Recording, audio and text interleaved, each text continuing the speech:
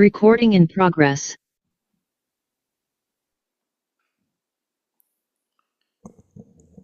사도신경으로 우리의 신앙을 하나님께 고백하겠습니다.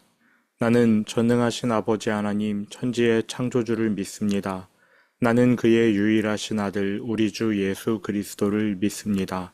그는 성령으로 잉태되어 동정녀 마리아에게서 나시고 본디오 빌라도에게 고난을 받아 십자가에 못 박혀 죽으시고 장사된 지 사흘 만에 죽은 자 가운데서 다시 살아나셨으며 하늘에 오르시어 전능하신 아버지 하나님 우편에 앉아 계시다가 거기로부터 살아있는 자와 죽은 자를 심판하러 오십니다. 나는 성령을 믿으며 거룩한 공교회와 성도의 교제와 죄를 용서받는 것과 몸의 부활과 영생을 믿습니다. 아멘. 예수께서 대답하여 이르시되 하나님께서 보내신 이를 믿는 것이 하나님의 일이니라. 아멘. 거룩하신 아버지 하나님, 지난밤 우리에게 안식을 주시고 이 아침 우리를 말씀 듣는 자리로 불러주셔서 감사합니다.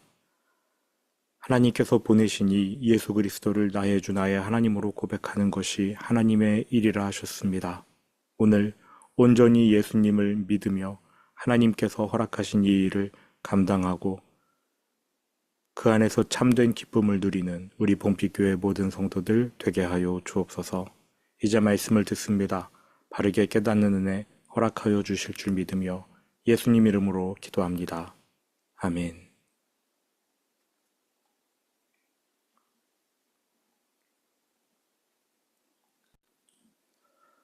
오늘 마지막으로 다니엘서 입문을 다루겠습니다. 다니엘서에 들어가기 전에 알아야 할 내용들을 오늘 마지막으로 한번 살펴보고요.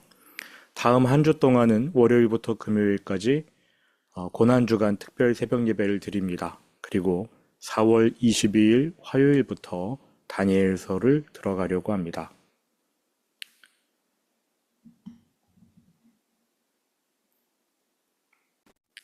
다니엘서는 장르를 분류하기가 어려운 책입니다. 우리 성경에는 대선지서로 분류되어 있습니다. 이사야, 예레미야, 에스겔 다음에 다니엘이 나오지요. 다니엘을 대선지서에 포함시켰습니다. 참고로 구약 성경의 선지서는요, 대선지서와 소선지서로 나뉩니다. 화면을 보십시오. 대선지서, 큰 선지서는 이사야, 예레미야, 에스겔, 다니엘 이렇게 4권입니다.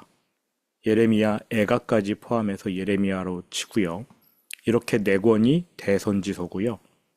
소선지서는 호세아, 요엘, 아모스, 오바댜 해서 말라기까지 총 12권을 소선지서라고 합니다.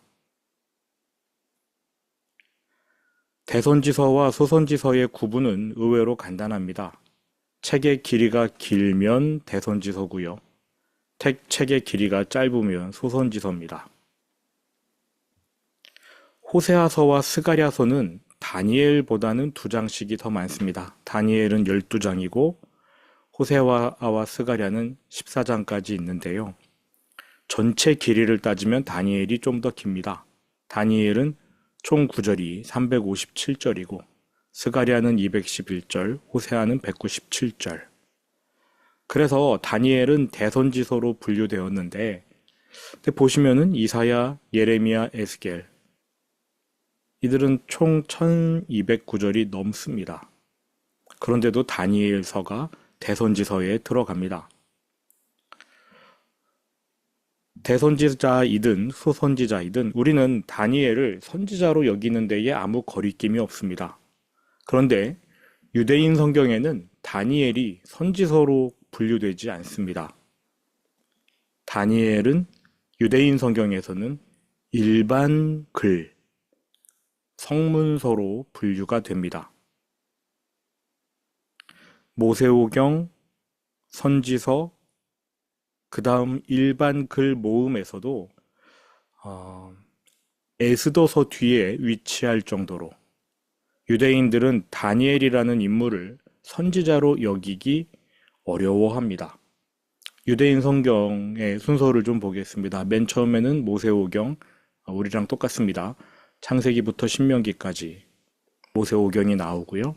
그 다음 선지서가 바로 위치하는데 유대인들은 여호수아, 사사기, 사무엘서, 열왕기서 요 네 권도 선지서로 분류합니다. 그리고 이사야, 예레미야, 에스겔 이렇게 대선지서 세 권이 선지서에 포함이 되고요. 소선지서 12권도 선지서에 포함이 됩니다. 빠지는 게 다니엘이에요. 다니엘서가 대선지서에서 빠집니다. 우리가 가진 성경이랑 다르죠. 다니엘이 어디에 포함되느냐? 성문서라고 하는 케투빔, 성문, 거룩한 글이라는 뜻인데 원래 뜻은 그냥 일반적인 글이라는 뜻입니다. 시편, 잠언, 욥기, 아가서 여기에 포함이 돼요. 다니엘서가요. 유대인들이 다니엘이라는 인물을 선지자로 여기지 않는다는 뜻이라고 볼 수 있겠지요. 선지자로 여기기 힘들어한다. 그러면 우리는 선지자로 여기는 다니엘을 유대인들은 왜 선지자로 여기지 않으려 하는가? 의문이 드는 게 당연하지 않겠습니까?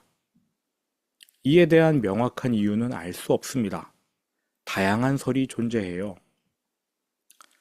일단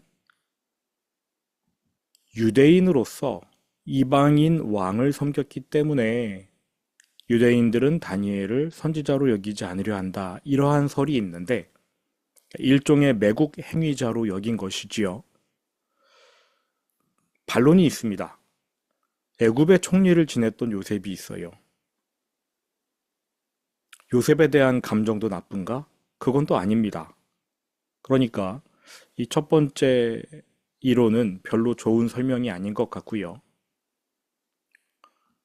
두 번째로는 다니엘이 전하는 예언 속에 유대인의 찬란한 미래보다는 이방 나라의 득세, 이방 나라가 권세를 쥐는 내용이 주로 언급되어서 그렇지 않은가? 꽤 설득력 있는 설명입니다. 다니엘의 예언은요, 다른 선지서의 예언과 달리 이스라엘이 회복되는 것보다는 이방 나라 속에서 이스라엘이 굉장히 고생하는 나라로 예언됩니다. 그러니까 이방인의 찬란한 미래가 되어 있지 유대인의 찬란한 미래는 없어요. 그래서 다니엘을 선지자로 여기지 않으려 하는 게 아닌가. 그런데 이러한 설도 있습니다. 유대인 랍비들이 모여서 기존에 존재하던 구약 성경을 수집하고 정리해서 책으로, 구약으로 확정한 것이 AD 90년경입니다. 근데 이때는 기독교와 유대교가 아주 크게 대립하던 시기였어요. 구약 성경을 확정하는 데 있어서 다니엘서는 유대교 랍비들이 인정하기가 참 어려운 책이었을 겁니다. 왜냐하면요. 이 책에 등장하는 메시아의 모습이 기독교인들이 신으로 믿는 예수님께 딱 들어맞기 때문입니다. 기독교를 혐오하는 유대교의 랍비들은 그래서 다니엘을 정경에 포함시키지 말지 오랫동안 고민했다고 합니다. 그러다가 결국은 선지서에는 못 넣고 일반 글들에 포함시켰다 이러한 설명이 있습니다. 이것도 굉장히 설득력이 있습니다. 무엇이 맞는 설명인지는 모르겠어요. 근데 이렇든 저렇든 유대인들 입장에서 다니엘은 인정하기 싫은 사람인 것은 분명합니다. 하지만 이러한 사실이 다니엘서의 내용들을 더욱더 신빙성 있게 만들어주는 것 같습니다. 유대인들이 싫어하는데 성경 안에 포함시켰으니까 그 내용은 분명히 진실일 것이다. 다니엘서의 특징을 보지요. 다니엘서는 특별합니다. 선지서이지만 거의 모든 선지서에 공통적으로 들어가는 회개하라 외침이 다니엘서에는 없습니다. 게다가 대부분의 선지서는 이스라엘의 미래를 중점적으로 예언했으나 다니엘서에는 전 세계의 미래 판도만 예언되어 있습니다. 거기 이스라엘 백성이 기대하고 기대하던 찬란한 미래, 유대인의 회복과 같은 미래의 예언이 없습니다. 굉장히 독특해요. 그렇다면 다니엘서의 목적은 무엇일까요?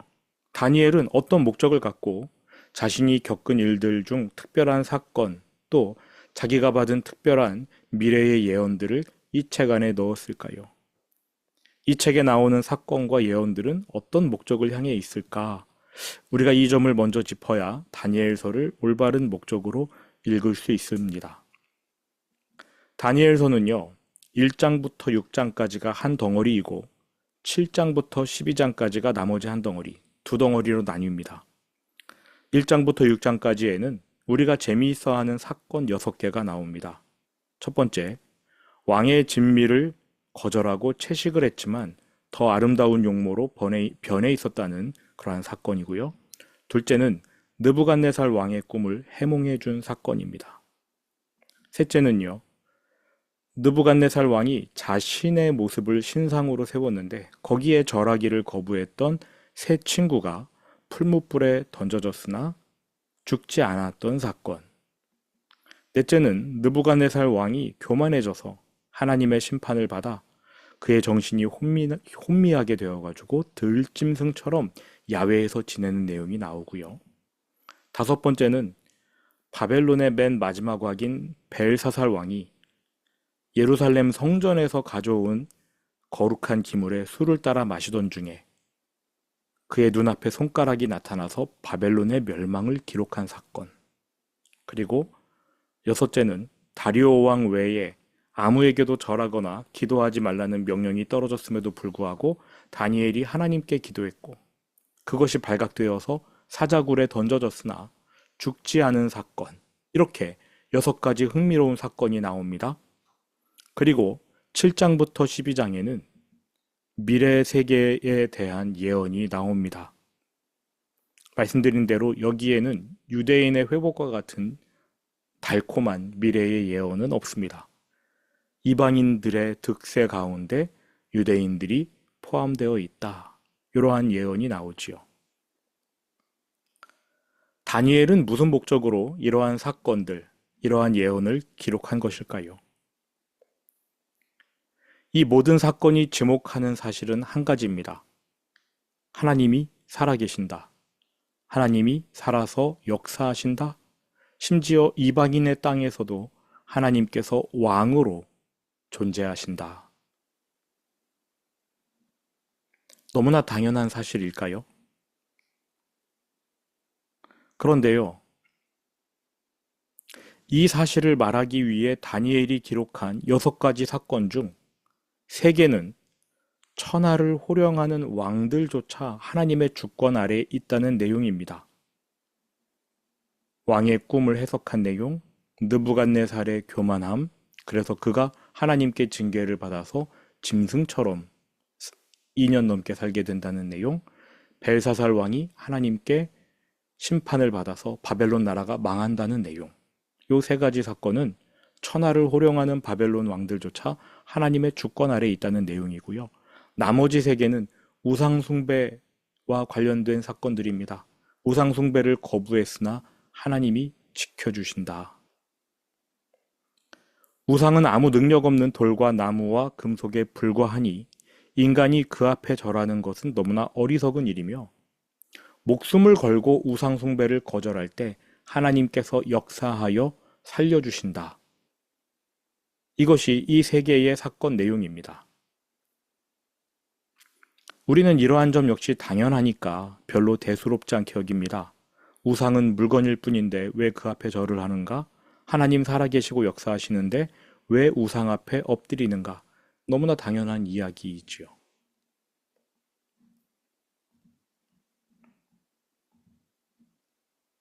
하지만 다니엘서를 처음 받아본 독자들도 그렇게 생각했을까요? 그들은 이스라엘 나라가 망해서 바벨론으로 끌려왔습니다. 왜 이스라엘 나라가 망했습니까? 우상숭배 때문입니다. 그들 자신의 우상숭배로 인해 나라가 망해서 모든 것을 잃고 바벨론으로 끌려왔습니다. 이러한 유대인에게 다니엘서에 기록된 사건들은 무엇을 말해주나요? 하나님의 승리, 기쁨과 환희, 아닙니다. 다니엘서에 기록된 사건들은 한 가지 메시지를 전합니다. 너희가 섬겼던 우상은 아무것도 아니다. 하나님만이 너희의 살아계신 신인데 너희는 죽어있는 우상을 섬기느라 살아계신 하나님을 버렸다. 그래서 너희의 나라가 망했고 너희가 모든 것을 잃은 채 이곳으로 끌려왔다. 봐라, 이곳 이방인의 땅에서도 하나님이 주권자이시다. 여기 이방인의 땅에서도 하나님이 왕이시다. 그런데 너희는 그러한 하나님을 버렸다. 다니엘서를 처음 받아보는 독자들은 이러한 메시지를 떠올려야 했습니다. 그렇지, 우상은 아무것도 아니지. 하나님이 정말 살아계시지. 그런데 우리가 우상을 섬겼구나. 우리가 다니엘서를 대하는 태도와 최초의 독자, 즉 우상 숭배 때문에 모든 것을 잃고 바벨론으로 끌려온 유대인들이 다니엘서를 대하는 태도는 전혀 다릅니다. 우리는 다니엘의 승리를 보지요. 하나님 멋지다, 대단하시다 이렇게 생각합니다. 우리도 신앙생활 잘해서 하나님의 도움을 받아 다니엘처럼 높은 자리에 올라가자 이러한 생각도 합니다. 또 어떤 사람들은 이거 뭐 당연한 이야기 아니야? 성경이 다 그렇고 그런 내용이잖아 라면서 대수롭지 않은 반응을 할 것입니다. 그러나 최초의 독자들, 바벨론으로 끌려간 그 유대인들의 반응은 달랐습니다. 그들은 다니엘서를 읽으면서 모르긴 해도 펑펑 울었을 겁니다. 승리의 기쁨이 아니라 그동안 하나님을 함부로 대하고 오히려 우상을 존중했던 자신들의 죄악 때문에 가슴을 치며 탄식했을 겁니다. 다니엘서의 기록 목적 중 가장 큰 것 하나가 바로 이것입니다. 회개를 촉구하는 내용. 물론 회개하라라는 말은 없습니다. 하지만 이 모든 사건을 통해 확실한 메시지를 던지는 거지요. 너희는 살아 역사하시는 하나님을 버리고 죽어있는 우상을 섬겼다. 하나님과의 언약을 저버렸기 때문에 너희는 심판을 받아 바벨론으로 끌려왔다. 이 메시지를 통해 회개를 촉구합니다. 회개하는 것만이 소망이지요. 그렇다면 이제 우리는 다니엘서를 읽을 때에 이전과 다른 태도로 접근해야 할 것입니다. 다니엘처럼 높아지자, 혹은 하나님을 믿고 승리하자 이런 것이 아니라 내 안에 아직 존재하는 우상이 있는가? 그렇다면 그 우상은 무엇인가? 나는 살아계신 하나님의 능력을 믿는가? 아니면 죽어있는 돈을 하나님보다 더 능력 있게 여기는가? 나는 하나님을 위해 내 욕심을 내려놓을 수 있는가? 아니면 내 욕심을 이루기 위해 하나님을 이용하려 하는가? 다니엘서에 기록된 하나님의 승리는 능력 있는 하나님을 이용해 먹으라고 알려주는 고급 정보가 아닙니다. 다니엘서에 기록된 하나님의 승리는 너희가 돈 욕심 때문에 만홀히 여겼던 그 하나님이 바로 살아 역사하시는 만유의 주제이시다. 그러니 너희는 하나님 앞에서 탐욕을 버리고 우상 숭배를 회개하라. 이 메시지를 던지고 있는 겁니다. 그것이 다니엘서에 기록된 하나님의 승리의 의미예요. 여러분께 당부드립니다. 하나님 살아계신 거 다 아시잖아요. 하나님이 전능하시다는 거 모르는 분은 없을 겁니다.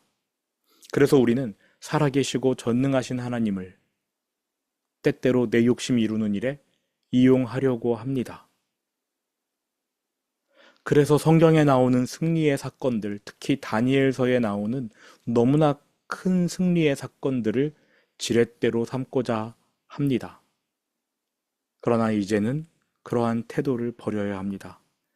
다니엘서를 비롯하여 성경에서 승승장구하는 사람들의 이야기, 거기에 현혹되지 마시고 정말 성경이 말하고자 하는 것이 무엇인지를 배워야 합니다.